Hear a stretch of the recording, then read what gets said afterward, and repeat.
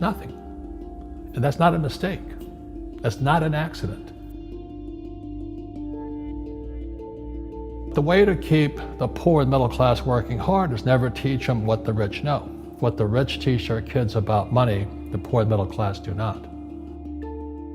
If you read Rich Dad, Poor Dad, Rich Dad's lesson number 1, the rich don't work for money. Don't you touch that stuff. If I pay you, you think like an employee. Your brain will change. If you learn never to work for money, you'll be a rich man. The people that are being screwed today are the poor and middle class because they work for money. You know, the banker friends, they're not working for money.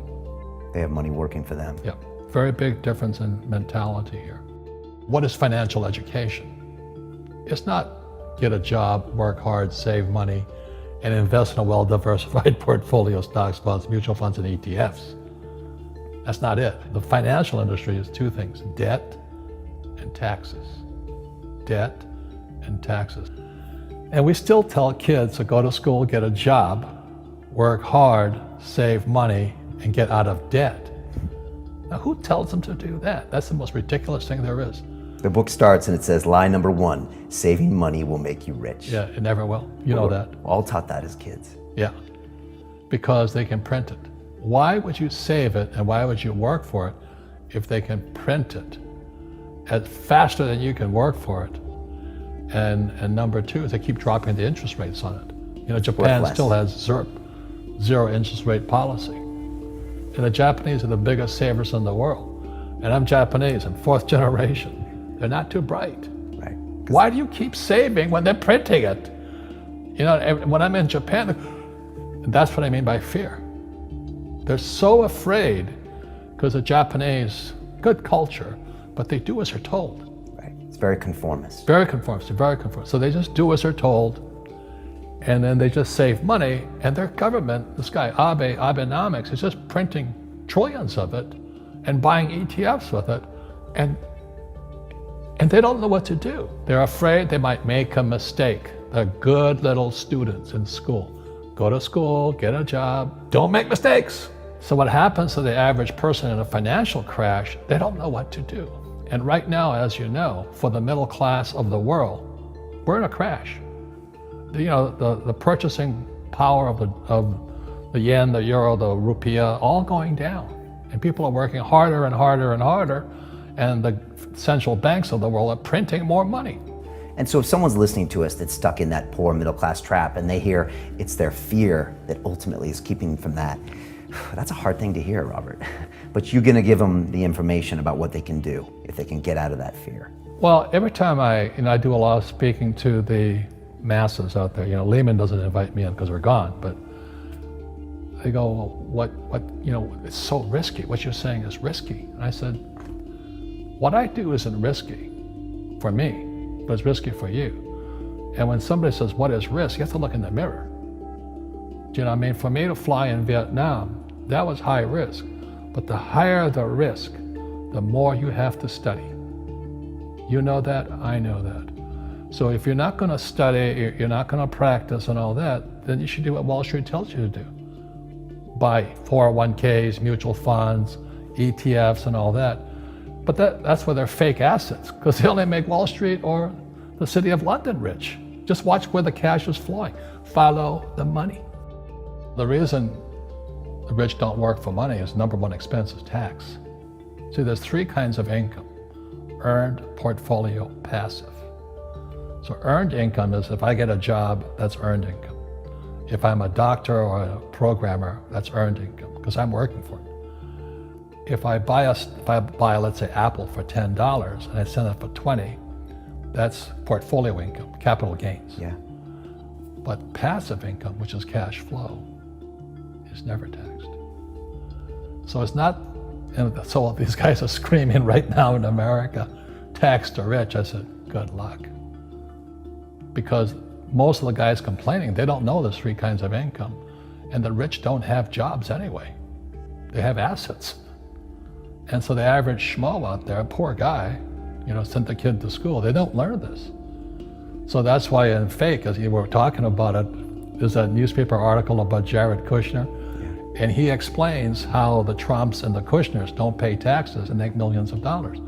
And the reporter couldn't understand him because they're not, our schools will never teach you that 3 types of income. And they judged him and say they're wrong and it's cheating.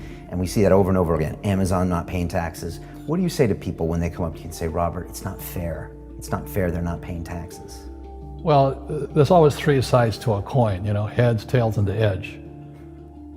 So which side of the coin are you on? From my side, it's fair.